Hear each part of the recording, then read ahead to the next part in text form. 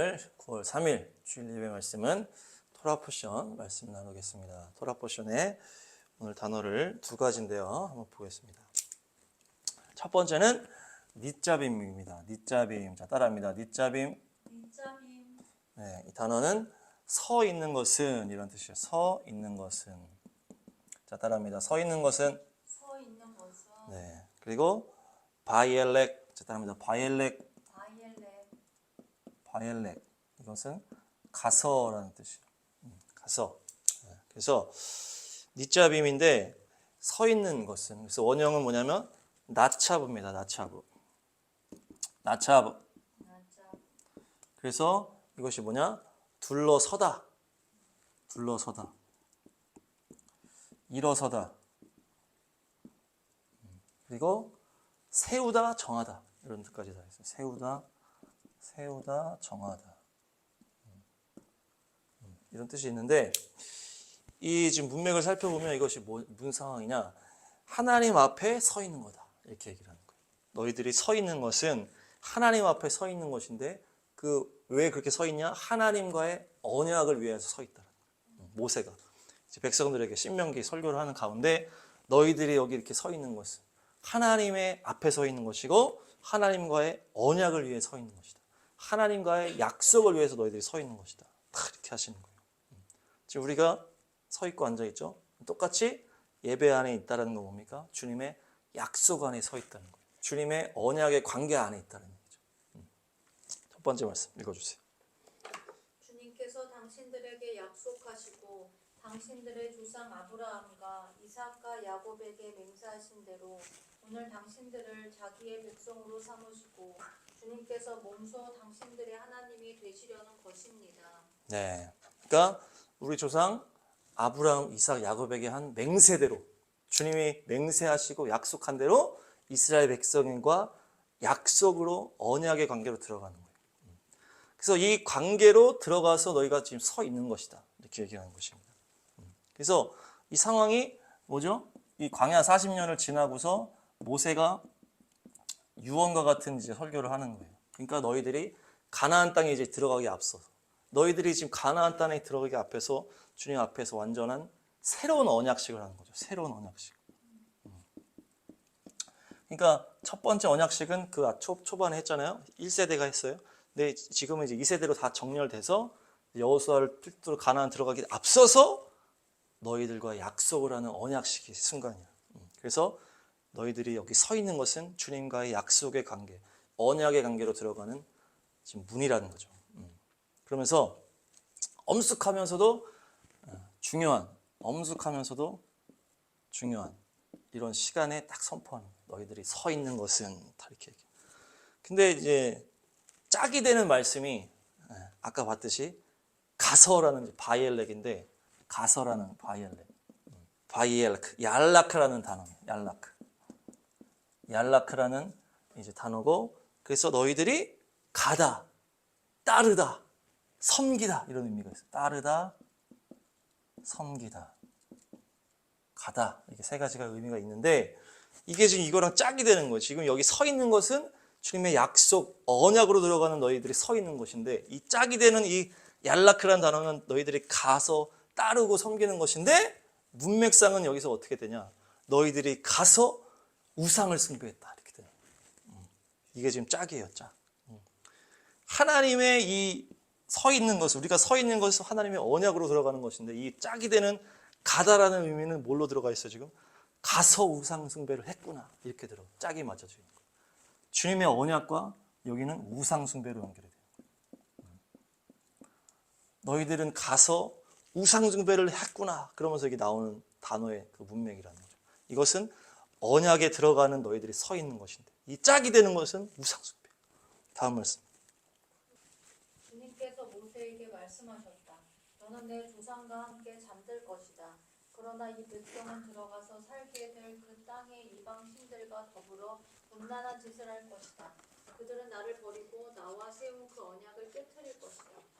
이게 지금 어떤 상황이냐? 너희들이 모세가 이제 마지막이라고 했죠. 마지막에 언약식을 하면서 이제 막 다 신명이 끄트머리니까 여호수아까지 지금 세운 상황이에요. 여호수아 차기 지도자도 세우고 이런 상황이고, 그런데 지금 모세에게 하나님이 이런 말씀하신 거, 방금 말씀처럼 그들이 들어가서 가나안 땅에 들어가면 뭐라 그래요? 우상을 숭배할 거다. 가나안 땅에 들어가면 이들이 나를 버리고 우상 숭배하게 될 거다라고 주님께서 예언을 하고 계십니다.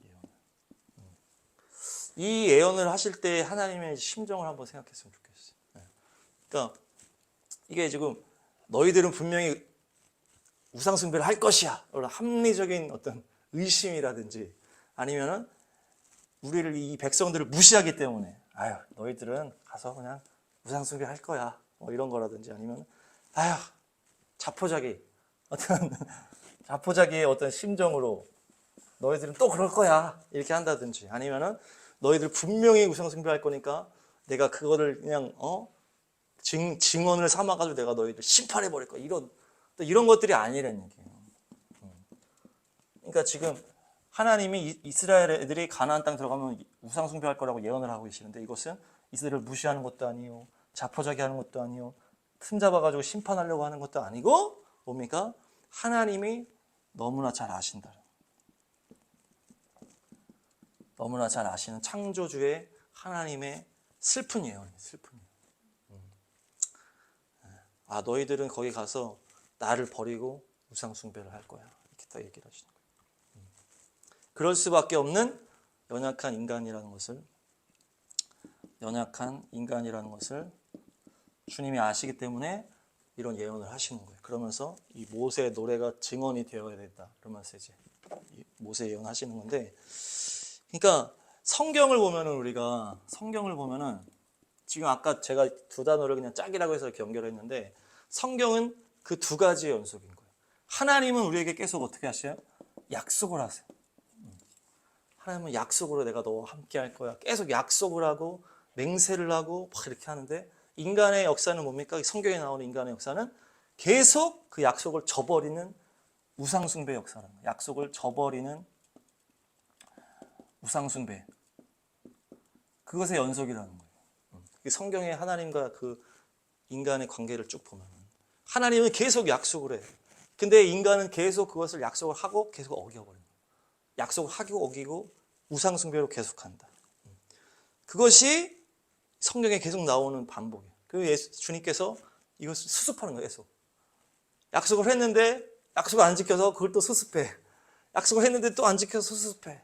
계속 이거를 회복시키려고 하나님이 수습하는 어떤 그런 과정이 이 성경의 스토리다. 그러니까 이 말씀을 통해서 우리가 하나님이 얼마나 우리의 수많은 우리가 깨어버리는 그 약속들을 수습하시면서 우리를 여기까지 이끌어 오셨는지, 그게 나오고, 그것 때문에 주님의 선하심이 나타난다. 주님의 자비하심이 드러나는 거예요. 성경을 보게 되면. 그러면서 주님이 탁 이 말씀하시는 거예요. 토라포션의 말씀, 이사야 62절. 다시는 어느 누구도 너를 두고 버림받은 자라고 하지 않을 것이며, 다시는 너의 땅을 일컬어 버림받은 아내라고 하지 않을 것이다. 오직 너를 하나님께서 좋아하시는 여인이라고 부르고 내 땅을 결혼한 여인이라고 부를 것이니, 이는 주님께서 너를 좋아하시며 내 땅을 아내로 맞아주는 신랑과 같이 되실 것이기 때문이다. 아멘. 이게 그 유명한 헵시바 뷸라 말씀입니다. 헵시바 뷸라. 지금 거기는 이 표현이 들어가 있지는 않은데, 하나님이 좋아하시는 여인, 그리고 결혼한 여인, 이게 헵시바 뷸라예요. 그래서 다시는 너를 버림받은 자라고 하지 않고, 너가 버림받은 아내라고 하지 않고, 너는 내가 사랑하는 자고 넌 내 아내다, 이렇게 얘기를 하시는 거예요. 사랑하고 이거를 바꾸겠다고 하시는 거예요. 그러니까 이게 성경의 하나님의 역사예요. 계속 하나님은 약속을 했는데 인간은 계속 그걸 깨면서 우상숭배를 계속해. 근데 하나님은 계속 결론적으로는 내가 너를 이렇게 회복시킬 거야, 내가 너를 결국 사랑하는 아내로 만들 거야, 계속 이렇게 얘기하시는 거예요. 그러니까 주님의 끝없는 그 사랑이면서도 결국에는 우리를 회복시킨다고 하는 주님의 약속이 이 말씀에서 나타나는 거고, 결국 하나님의 역사는 그게 핵심이다. 주님의 그 사랑과 그 선하심이 핵심이다라는 거예요. 내가 너를 너무 사랑하게 될 거고, 내가 너를 아내라고 불러줄 거기 때문에 너는 결국에는 너는 회복될 거야, 승리하게 될 거야, 이 얘기를 하시는 거예요. 그래서 내가 너를 완전하게 만들 거기 때문에 누구도 너를 그렇게 무시할 수 없을 거야. 너 버림받았어. 쟤는 이제 버림받은 애야. 그게 그렇게 누구도 못할 거라. 주님이 이렇게 만드실 거기 때문에. 그 주님의 사랑입니다. 그 주님의 그것을 무엇으로 이루셨다? 십자가와 부활로 이루신 거예요. 십자가와 부활. 저것이 복음이고 성령의 역사. 그래서 죄의 머리를 깨시고 사단의 그 죽음의 권세를 깨트리고 모든 것을 승리로 바꾸는 것이 이 복음이다. 그게 성경의 주제인데, 그래서 오늘 창세기부터 해가지고 이 구약에 나타난 하나님의 그 과정들, 하나님이 약속하고 인간을 깨버리는 어떤 어떤 슬픈 역사들을 좀 한번 보겠습니다. 그래서 그 속에서 하나님이 얼마나 자비하신 분인가를 확인하시기 바랍니다. 첫 번째는 아담과 하와예요. 아담과 하와. 아담과 하와는 그야말로 이들은 하나님의 그야말로 자식이죠. 직접 만드신 자식이니까. 우리는 그 이후부터는 줄줄이 나온 거지만 아담은 하나님 직접 만들고 하와도 직접 만들었단 말이에요. 그야말로 직접 만든 자식이기 때문에 하나님의 어떤 그 특별성이 있었는데 어떻게 한 겁니까? 그야말로 별것도 아닌 거 가지고 아예 하나님의 약속을 짓밟아 버린 거예요. 그냥 뱀이 와가지고 막 뭐라 하니까 하와가 보니까 저거 좀 멋있어 보여. 뭔가 좋아 보여. 하니까 그냥 먹어버렸다. 뱀이 저거 먹으면은 너 하나님처럼 될 수 있어. 먹어봐. 저거 먹어도 안 죽어. 막 하니까 그 몇 마디 듣고 하와가 뭐 아담이랑 상의한 것도 아니요, 하나님께 물어본 것도 아니요, 고민한 것도 아니요, 그냥 보다가 야 괜찮은 것 같은데 가서 먹어버려. 주님의 그 엄청난 그 주님의 약속과 말씀이 있었지만 그것을 완전히 헌신자치고 했다는 얘기예요. 하와가. 아담은 또 어때요? 아담은 하와가 그냥 주니까 그냥 먹어버린 거예요. 이거 하나님 먹지 말라고 그랬는데, 아니면 뭐 하와한테 뭐라 한다든지, 아니면 내가 하나님한테 물어보자, 기도해보자, 그런 고민하는 과정이 하나도 없는 거예요. 그냥 너무 사랑하는 하와가 주니까 그냥 먹어버린 거예요. 하나님의 그 약속은 온데간데 없는 거예요. 아담은 직접 들었던 사람인데 그 하나님의 약속을, 이거 하나는 먹으면 안 된다라고 하는 하나님과의 그 약속을 짓밟아 버린 거예요. 지금 처음부터 이게 시작인 거예요. 하나님은 약속을 해. 근데 우리는 짓밟아 버린 그것을. 우상숭배. 짓밟아 버린 거예요. 그 하나님 수습해. 이렇게 약속을 하고 또 막 뭐 메시아 예언도 하고 또 막 가죽 옷을 입히고 막 또 수습해가지고 이렇게 또 시작하는 거예요. 그 다음이 이제 막 뭡니까? 아담이 이제 난리 쳤으니까 그 이후부터는 뭡니까? 계속 가는 거예요. 계속. 성경에는 이제 뭐 자세하게 스토리가 많이 있지는 않지만 아담과 하와 이후에 이런 스토리가 얼마나 많이 있겠느냐. 그 앞에 많은 수많은 사람들과 계속 그러다가 도저히 할 수 없는 상황이 노아 홍수라는 얘기죠. 주님이 탄식을 하는 거예요. 탄식. 거기 한번 읽어보세요. 땅 위에 사람 지으셨음을 후회하시며 마음 아파하셨다. 주님께서는 탄식하셨다. 내가 창조한 것이지만 사람을 이 땅 위에서 쓸어버리겠다. 사람뿐 아니라 짐승과 땅 위에 기어다니는 것과 공중의 새까지 그렇게 하겠다. 그것들을 만든 것이 후회되는구나. 네. 후회하시고 마음이 아프셨다는 얘기예요. 그러니까 아담에서 시작된 이 스토리가 얼마나 많이 있었겠느냐. 하나님과의 그 관계가 깨지고 하나님을 무시하고 하는 것들이 계속 있으니까 점점점 죄가 가득 차버리니까 하나님 탄식이 나올 수밖에 없는 상황이 되니까 주님이 얼마나 가슴 아프셨는지 이때는 그냥 이제부터는 포기해. 여긴 진짜 포기야. 그래서 뭐라 합니까? 이제 이들이 나를 버리는 건 이제 당연지사가 돼버렸어. 그렇기 때문에 그냥 환경을 바꿔버린 거예요. 환경을. 그러니까 환경을 막 900살 살던 그 엄청나게 좋은 환경을 120살 살게끔 환경을 바꿔버린 거죠. 그러니까 고난이 이제 오는 거죠. 환경적인 추위와 뭐 더위와 이런 게 막 오는 거예요. 그러면서 최대한 얘네들을 제한하는 수밖에 없다. 제한하는 수밖에 없다는 거예요. 그것이 그나마 낫다는 얘기예요. 그나마 최대한 죄를 덜게 짓게 하는 이 환경을 바꿔서 고난을 주는 그것이 이제 하나님의 이 이제 시스템이에요. 그렇게 돼서 노아 홍수를 딱 한 다음에 어땠습니까? 하나님이 또 약속을 하시죠. 내가 이제 홍수로 심판하지 않겠어. 다 얘기를 다 하니까 바로 또 그 약속을 무참하게 깨버리는 게 바벨탑이죠. 야, 또 홍수 날 수도 있어. 그러니까 또 높이 올라가야 돼. 이거 물이 또 찰 수도 있어. 하나님의 약속이 또 짓밟아지는 이 순간인 거예요. 이것이 이 바벨탑 사건이. 높이 올라가야 돼. 해야 돼. 우리가 대비해야 돼. 우리 힘으로 해야 돼. 하나님의 약속을 짓밟아, 하나님의 말씀을 짓밟아 버린 사건. 그러니까 하나님이 이제 여기서는 이제 추가되는 거예요. 언어까지 언어까지 뒤섞어 버려야 되겠다. 환경을 나쁘게 해서 최대한 죄를 덜 짓게 하는 그 시스템으로 갔다는 이 세상이. 그러면서 하나님이 한 사람을 딱 택하시는 거예요. 거기서부터 하나님이 한 명으로 이제 시작하는 거예요. 그러니까 이 바벨탑까지 하나님의 이 앞의 역사는 정말 하나님의 그 가슴 아픈 역사다. 아브라함을 택하기 전에 계속 사람에게 약속한 거 무시당하고 약속한 거 무시당하고 계속해서 도저히 이제 안 되는 상황이 된 거예요. 그래서 하나님의 계획 가운데 한 명을 택한 게 바로 누굽니까? 아브라함인 거예요. 그래서 아브라함과의 하나님과의 이제 관계가 일단 시작되는 거예요. 너무나 막 그 하나님의 약속이 다 무시당한 그것을 이제 탁 뒤로 하고 새로운 아브라함부터 시작하는 거예요. 그러니까 하나님의 이 마음이 너무나 이제 찢어질 대로 찢어진 상태에서 아브라함과 새로운 시작을 하는 거예요. 이 시점이. 그래서 아브라함에게 이렇게 관계를 시작하시면서 약속을 하나 또 하십니다. 약속. 주님께서 아브라함을 데리고 바깥으로 나가서 말씀하셨다. 하늘을 쳐다보아라. 내가 셀 수 있거든. 저 별들을 세어 보아라. 그리고는 주님께서 아브라함에게 말씀하셨다. 너의 자손이 저 별처럼 많아질 것이다. 아브라함이 주님을 믿으니 주님께서는 아브라함의 그런 믿음을 의로 여기셨다. 아멘. 주님께서 아브라함에게 약속을 하십니다. 그러면서 하늘의 별을 봐라.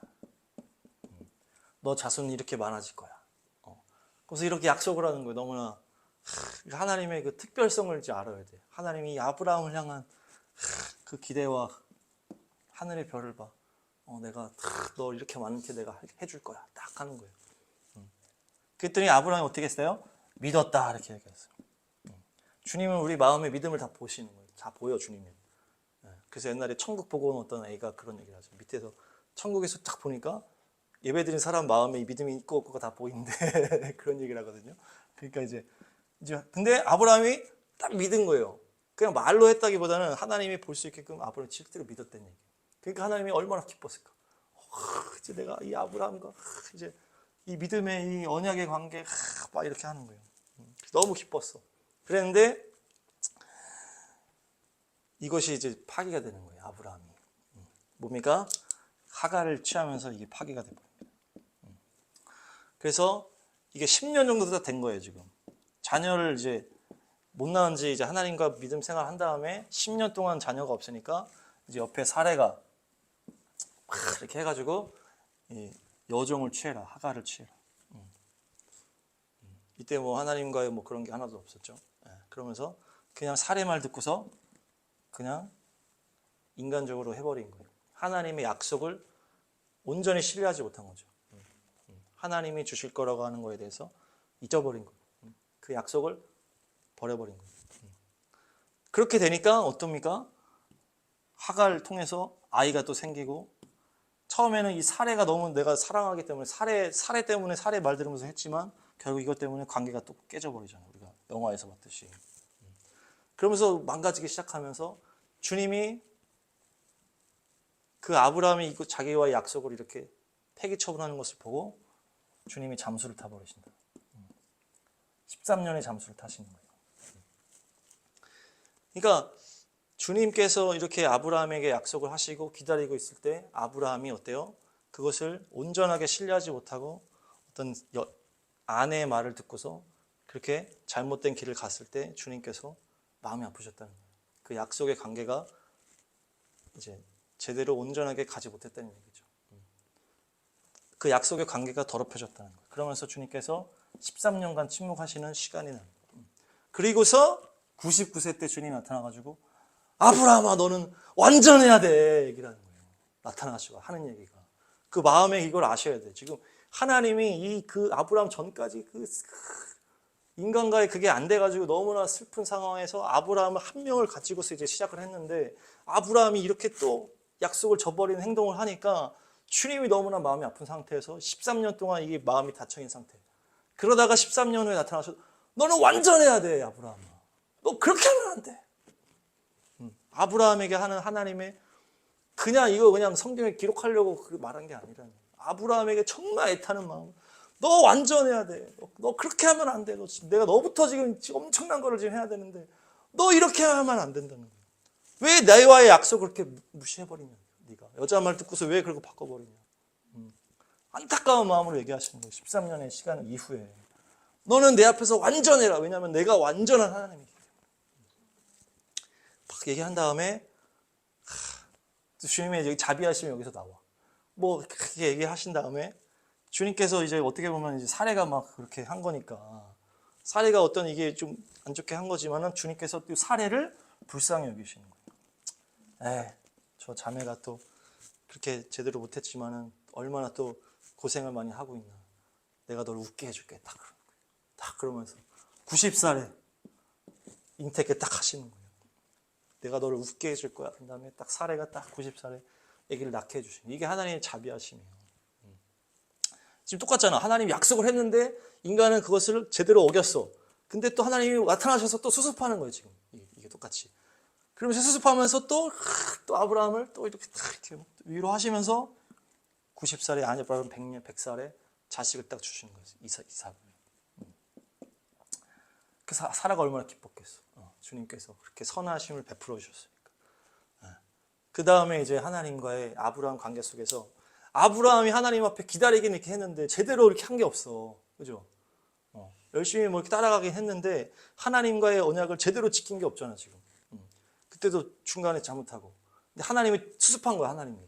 근데 하나님은 아브라함과의 엄청난 거기로 들어가야 되는 거예요. 그 관계 속으로. 그래서 하나님이 마지막으로 이삭을 드리라는 시험을 들어가셨다는 거예요. 하나님과 아브라함의 온전한 관계를 위해서. 하나님이 마음이 조마조마하셨을 것 같아요. 이 아브라함, 여기까지 왔는데 이놈이 이것을 과연 순종할 수 있을 것인가? 순종할 수 있을 것인가? 그렇게 했는데 그래서 딱 얘기한 거예요. 너 이삭을 바쳐라.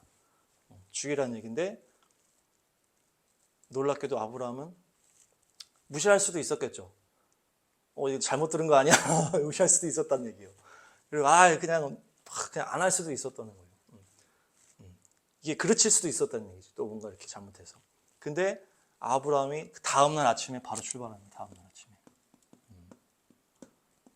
그러니까 보니까 아브라함도 이제 자기가 하나님과의 약속 가운데 있을 때 사례를 통해서 한번 자기가 잘못했다라는 게 있었을 거 아니에요.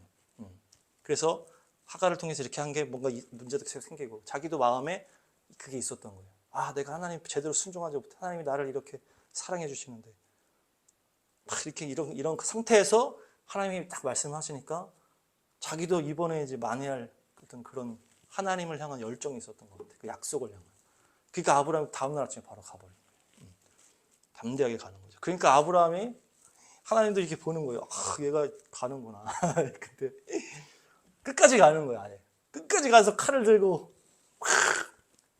이삭을 죽이기까지 딱 가니까 하나님이 됐다 딱 하면서 네가 나를 경외하는 줄 알겠다 딱 하잖아요. 그러니까 이때 아브라함도 엄청 기뻤겠고 이삭도 당황했지만 기뻤을 거란 말이에요. 근데 가장 기뻤던 분은 하나님이 가장 기뻐했다는 거예요. 그 99세 때 너 그러면 안 돼. 너 완전해야 돼. 그러면서 마지막 이 정말 사활을 걸 명령을 주셨을 때 얘가 이것을 순종할 수 있을 것인가. 그동안 이 아브라함 전에는 다 하나님의 약속을 폐기 처분한 사람밖에 없었다는 거예요. 아브라함도 사실 뭐 대단한 다른 사람은 아닌데 하나님이 특별함을 가지고 관계를 시작한 사람일 뿐이에요. 근데 이 아브라함이 이 놀라운 순종을 딱 했을 때 이 친구가 나와의 약속을 이렇게 소중하게 여기는구나. 그게 확정되는 순간인 거예요. 그래서 내가 너를 통해서 이제 놀라운 일을 행할 거다. 그게 된 거예요, 지금. 하나님이 이 아브라함의 순종을 너무 기뻐하시고 그전에는 다 폐기 처분당해서 자기의 약속들이 모두가 다 자기를 무시했지만 아브라함 우여곡절이 있었지만 이삭을 죽인다고 하는 그 아들을 죽이겠다고 하는 그 엄청난 순종을 했다는 얘기죠. 할렐루야. 이삭은 이제 예수님의 어떤 연결고리이기 때문에 이게 이삭은 자연스럽게 넘어갔어요. 이제 야곱을 보겠습니다. 야곱. 야곱은 이제 욕심이 많았잖아, 처음부터. 그래서 막 이렇게 막 에서와의 어떤 그런 갈등이 있었고. 근데 이제 출발한 다음에 이 아브라함이 처음 예배드린 장소라겠죠? 그 베델이. 그래서 베델에서 이 야곱이 하나님을 만난 거예요. 하나님이 만나 주신 거죠. 아브라함의 그 자녀에 대한 축복 때문에. 그래서 야곱을 만나서 하늘의 사닥다리 보면서 하나님의 영광을 보니까 이 야곱의 마음이 가난하잖아. 내가 지금 어디로 갈지 모르고 갈 바를 알지 못하고 가고 있는 상황에서 하나님이 나타나시니까 하나님한테 탁 잡는 거. 그러면서 바로 자기 약속을 합니다. 읽어주세요 말씀. 야곱은 이렇게 소원하였다.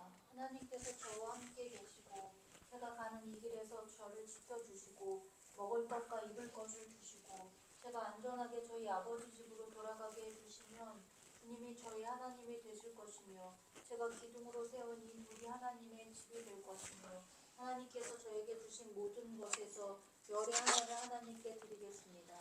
그러니까 하나님이 이제 먼저 약속을 잘 안 해, 사람들한테. 자기가 또 상처받을까 봐. 그러니까 지금 야곱이 먼저 약속을 한 거예요. 자기가 마음이 급하기 때문에, 자기가 상황이 먼저 어렵기 때문에. 주님께서 이렇게 놀라운 분이 계신구나. 나를 좀 잘 해주시면 내가 당신께 잘하겠습니다. 얘기한 거예요. 자기가 약속을 한 거예요. 그러면서 이제 간 거예요. 그 야곱이 가서 어떻게 됐습니까?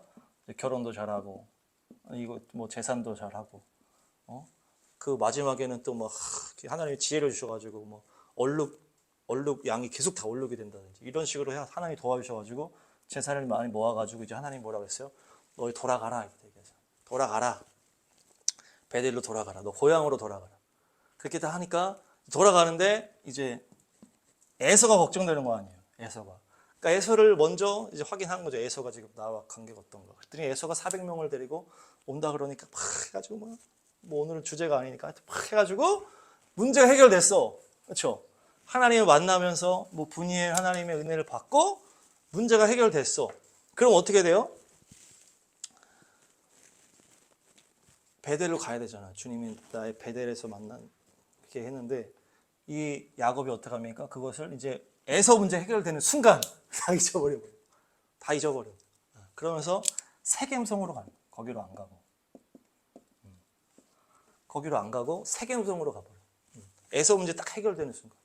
지금 막 마음에 그 오랫동안 있었던 그게 딱 해결되니까 마음이 너무 편해. 그러니까 하나님 잊어버린 거예요. 그러면서 세겜성 가가지고 그 앞에 살았다 그러는데 세겜성은 그 당시에 문화가 아주 발달하고 지금으로 따지면 뭐 강남이라고 칠 수 있는 아주 화려하고 문화가 많은 도시였어. 야곱이 자녀들도 있고 그렇게 하니까 여기로 간 거예요. 자녀 교육 때문에 갔는지 뭐 하여튼 자기들도 좀 좋게 우리가 뭐 문화생활을 생각하는 것처럼 똑같은 맥락으로 세겜성으로 갑니다. 자기 고향 시골로 안 가고 거기 갔더니 어떻게 됩니까? 이제 디나가 거기 가가지고 놀다가 성폭행을 당하고 자식들이 일어나가지고 다 죽이잖아 거기를. 피바람이 부는 거예요. 피바람이 부는 거예요. 피바람이 부니까 이제 디나 성폭행 자식들 피바람 지금 이렇게 된 거예요. 지금 거기로 가라는데 안 가니까. 그러면서 하나님이 나타나셔서 얘기를 하시는 거예요. 읽어주세요. 하나님이 야곱에게 말씀하셨다. 어서 베델로 올라가 거기에서 살아라. 내가 너희 형 에서 앞에서 피해 도망칠 때 너에게 나타난 그 하나님께 제단을 쌓아서 바쳐라. 아멘. 너 이제 베델로 가야지. 너 왜 거기 계속 있냐 이거예요. 왜 너 거기 엉뚱한 데 가가지고 있냐. 그러면서 뭐라 하면 지금 하나님이 얘기하는 건데 너에게 베델에서 나타난 그 하나님께 가라 얘기를 해요. 하나님이 말하는데 그 하나님한테 가라. 베델의 그 하나님. 그러니까 하나님이 지금 말하는 건 뭐예요? 네가 베델에서 나랑 약속했잖아. 너 베델에서 나랑 약속한 거 잊었어? 너가 그렇게 마음이 심란했을 때 내가 나타나서 너가 나한테 서운하고 자기 잘 챙겨주면 내가 제단을 드리고 11조를 드리고 하겠다고 한 나 그 하나님이야 지금. 지금 내가 하나님이 말하는데도 그 하나님한테 가야지. 지금 얘기하시는 거 하나님. 그 약속을 기억하라는 거예요. 약속을. 그러니까 뭡니까? 야곱이 잊어버렸다는 거예요. 그 약속을. 베델에서의 그 약속을. 자기가 그 심란한 그 상황에서 하나님 만났던 것을 다 잊어버려서 자기 뭐 돈도 많아지고 에서 문제도 해결돼 버리니까 아쉬울 게 하나도 없으니까. 그러니까 베델로 안 가고 그 세상 문화가 가득한 걸로 갔다가 이 지경이 된 다음에 그때 베델로 가는 거예요. 그러니까 이렇게 주님과의 믿음의 백성들과 관계는 뭡니까?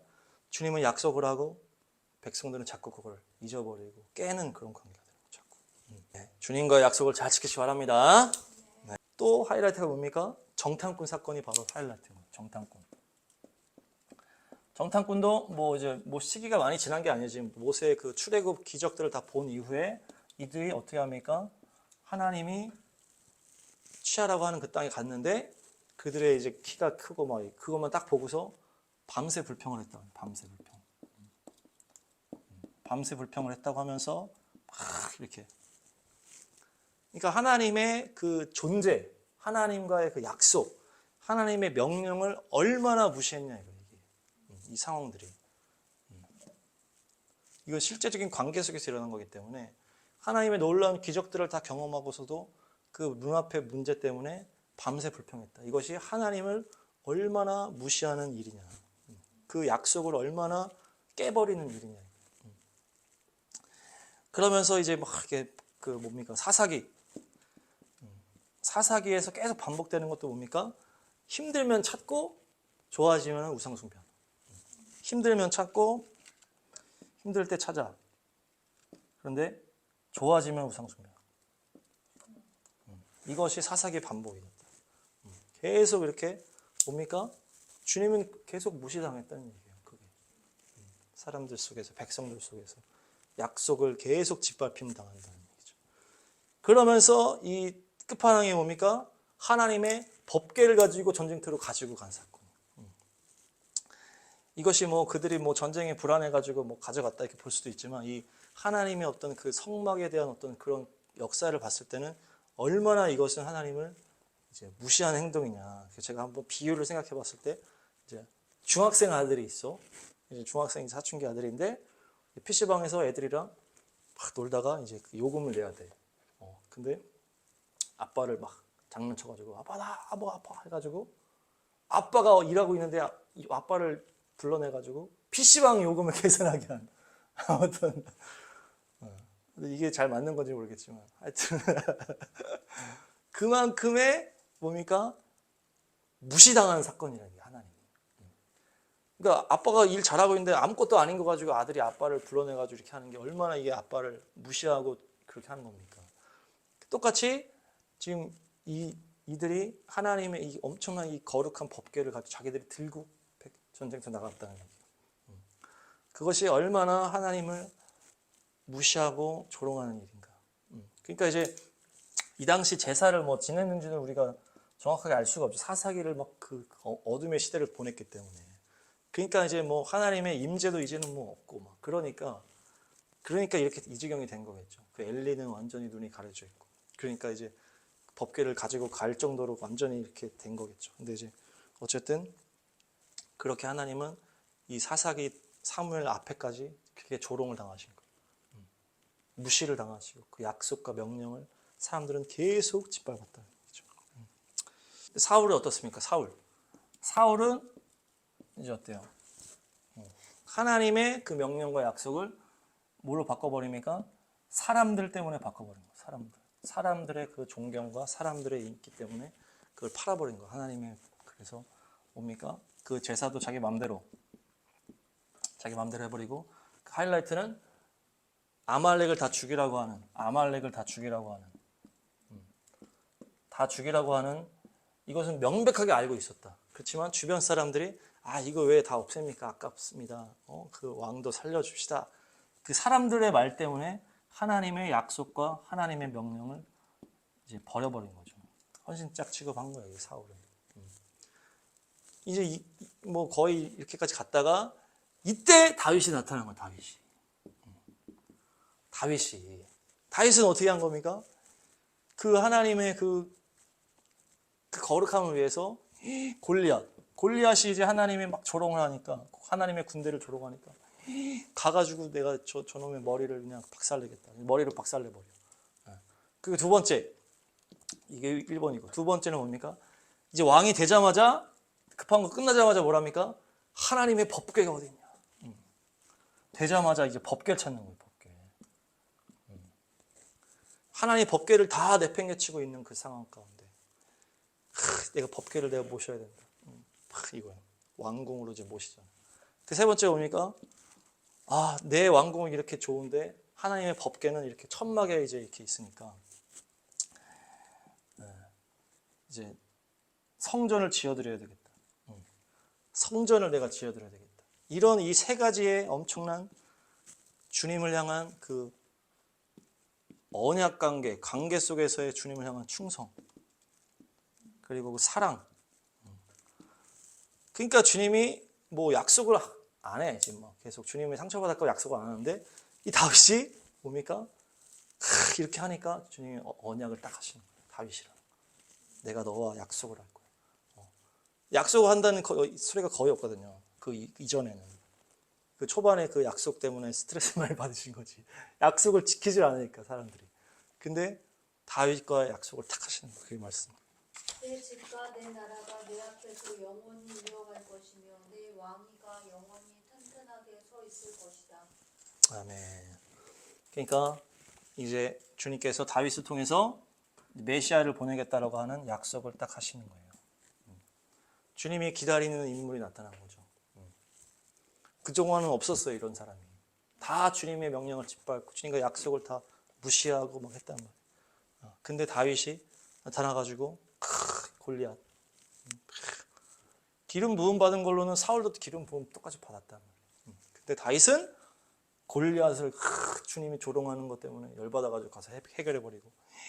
마음이 다른 거예요, 지금. 마음 쓰는 게 다른 거예요. 지금 법궤를 막 성전을 지어드려야 되는데 막 이렇게. 그러니까 주님께서 이 다윗을 내 마음에 합한 자라고 하시면서 주님의 어떤 그 약속의 신실한 존재였다는 거예요. 그전에는 없었던. 그러니까 아까 얘기했죠. 아브라함 첫 번째 하나님이 선택해가지고 우여곡절 끝에 이삭을 드리는 것을 승리한 그 아브라함의 그 순종, 그리고 다윗의 그 이 사랑, 그것의 연결을 탁 해서 메시아 같다고 오시게 된 거예요. 다윗 이후부터는 또 또 난장판인데 중요한 건 뭡니까? 이것으로 통해서 메시아가 오신 거예요. 메시아가 예수께서 오셔서 뭘 한 겁니까? 이 그동안의 막 역사의 그 배신의 연속이잖아요. 이 사람과의 관계가, 하나님과의 관계가 배신의 연속인데 이것의 종지부를 끊는 일을 예수께서 딱 하신 거예요. 그래서 그 죄와 사망의 권세를 십자가에서 딱 해결하시고 뭡니까? 부활 승천하셔서 그 모든 사단의 권세를 깨뜨리면서 어떻게 된 거예요? 죄를 이길 수 있게 만드셨다는 거예요. 이 십자가로 이 권세를 다 깨뜨렸기 때문에, 권세를 다 깨뜨렸어. 사망의 권세를 깨뜨렸기 때문에 죄를 이길 수가 있게 됐고, 또 뭘 확인하신 거예요? 사랑을 확인시키신 거예요. 이 하나님께서 인간을 이토록 사랑한다는 것을 완성하신 게 십자가이기 때문에. 첫 번째 뭡니까? 죄의 권세와 사망의 권세를 깨뜨렸어, 마귀의 권세를. 그래서 이제 가능해진 거예요. 그전에는 가능해지지가 않은 거예요. 그래서 노아 홍수부터 이제 하나님 그렇게 했는데, 그리고 이 사랑을 드디어 완성하신 거예요. 내가 너희를 이렇게 사랑한다. 내가 너희를 이렇게 사랑한다. 그러니까 이 두 가지를 완성하셨죠. 모든 권세를, 악한 권세를 깨뜨리고 사랑을 완성하셨기 때문에 이제는 사람들이 주님을 향한 그 사랑을 완성할 수 있게 된 거예요. 그러니까 그 다음부터 뭐가 일어나는 거예요? 주님 때문에 목숨 바치는 사람들이 일어나는 거죠.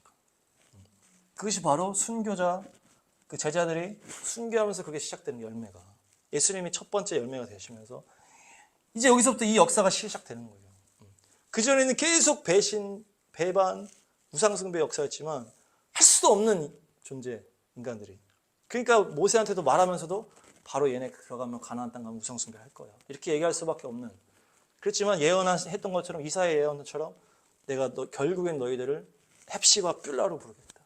내가 너희를 사랑하는 자, 내 신부라고 부를 때가 올 거야. 그것을 이 십자가로 완성하시는 거예요. 그러면서 이제는 권세가 깨졌기 때문에 이길 수가 있고, 사랑을 완성했기 때문에 그 사랑받은 인간들이 그것을 할 수 있게 됩니다. 두 가지가 다 되기 때문에. 그래서 이때부터는 막 열매들이 막 나오는 거예요. 그래서 이 순교자를 막 생명을 막 바치는 게 예수님한테. 그리고 선교사들이 나와가지고 자기의 그런 것들을 다 버려버리고 복음을 위해서 막 가는 거예요. 막 가버리는 거, 막 자녀들도 막 다 막 죽지만 막 가는 거예요. 그것이 주님과의 약속에 충성된 자들이 이제 일어나기 시작해요. 그러면서 생명을 바치고 그런 것들이 이제 승리의 이제 스토리가 이제 시작됐다. 이때부터 이렇게 된 거예요. 근데 그 와중에 이것도 오늘 토라 포션인데 이사야 56장에 이런 말씀을 읽어주세요. 주님을 섬기려고 하는 이방 사람들은 주님의 이름을 사랑하여 주님의 종이 되어라. 안식일을 지켜 더럽히지 않고 나의 언약을 철저히 지키는 이방 사람들은 내가 그들을 나의 거룩한 산으로 인도하여 기도하는 내 집에서 기쁨을 누리게 하겠다. 또한 그들이 내 제단 위에 바친 번제물과 희생제물들을 내가 기꺼이 받을 것이니 나의 집은 만민이 모여 기도하는 집이라고 불릴 것이다. 아멘. 만민이 기도하는 집이다 이게 나오거든요. 근데 이제 이방 사람에 대한 예언입니다. 이것이 이방 사람에 대한 예언이고 하나님의 선하심에 대한 이제 예언이에요. 이 앞에가 하나님이 어찌나 선하신지 너희들이 하면 다 할 수 있다는 얘기. 내가 뭐 이방 사람과 차별하지 않고 그러면서 이제 여기서 이제 예언처럼 나오는 거예요. 나를 주님을 섬기는 이방 사람들은 내 이름을 사랑하고 주님의 종이 된다. 그러면서 철저히 언약에 순종하는 이방 사람들 뭐라고 합니까? 그들을 거룩한 산으로 인도해서 내 집에서 이게 좀 중요합니다. 내 집에서 기쁨을 누리게 하겠다. 내 집에서 기쁨을 누리게 하겠다. 그러면서 그들이 이제 바친다는 거죠. 여기 그들이 제단에 바친다는 거죠. 번제물과 희생제물을. 이것이 지금 좀 전에 말한 거예요. 그 수많은 이방 사람들이 이제 복음 이후에 일어나가지고 생명을 바치고 자기의 전 삶을 바쳐서 선교하고 순교하고 복음을 증거하는 그 제단, 그 제물 내가 기꺼이 받겠다는 얘기죠. 내가 기쁘게 받겠다는 얘기예요. 그러면서 결국에 어떻게 예언을 하세요? 내 집은 만민이 기도하는 집이 될 것이다. 이게 지금 이사야 예언된 거예요. 이것이 어떻게 보면 최초의 교회에 대한 예언이 될 수가 있어요. 교회가 베드로의 그 신앙 고백 위에 이제 교회라는 단어가 거기 나오거든요. 그래서 이제 그래서 뭐 베드로 막 이렇게 했는데 지금 여기서는 이게 더 어떻게 보면 더 먼저 있었던 예언이에요. 자기에게 그 이름에 내 이름을 사랑하는 주님의 종이 되는 그 이방 사람들은 거룩한 산으로 내가 인도해서 내 집에서 기쁨을 누리게 될 것이고 내 교회는 그들이 나한테 그 재물을 막 생명을 바칠 때 내가 기쁘게 받을 것이고 내 집은 만민이 기도하는 집이 될 것이다. 그게 뭡니까?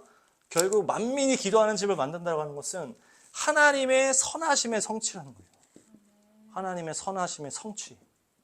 지금 우리가 본 것처럼 그 수많은 주님의 약속을 다 짓밟히는 그 과정 속에서 주님이 십자가까지 오셔서 그것을 그 주님 앞에 그 순종한 아브라함과 다윗의 그 이름으로 오셔가지고 그 십자가와 그 모든 것을 완성하신 이후에 그 복음으로 시작한 것이 그 하나님의 선하심의 완성이다. 근데 그것에 그 하나님의 집을 만민이 기도하는 집이 될 것이다. 이렇게 딱 얘기하는 것이 이 선하심을 여기다 딱 집어넣는 스토리라는 얘기죠.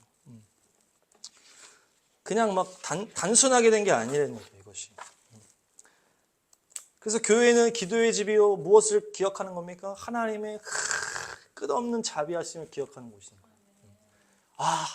인간은 계속 우상숭배로 주님을 떠나고 주님을 배신하는 일을 해왔지만 주님은 끝까지 우리를 참으시고 결국 우리를 헵시바 뷸라라고 부르시고 결국 죄와 사망을 깨뜨리시고 우리를 온전하게 만드셔서 우리를 온전한 신부로 만드시는 그 주님을 찬양하고 예배하고 만민이 그것을 찬양하는 것이 그것을 위해서 기도하는 것이 내 집이다. 이렇게 얘기하십니다.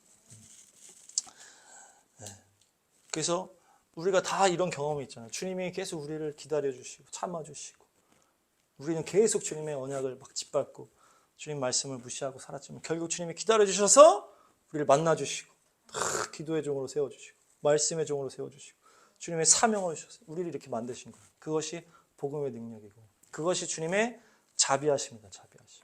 그것이 이 교회 안에서 찬송되어야 된다. 만민 속에서 주님이 이렇게 자비하신 분이라는 것을 우리가 찬양하며 그들이 주님 앞에 만나게끔 하는 것이 교회다.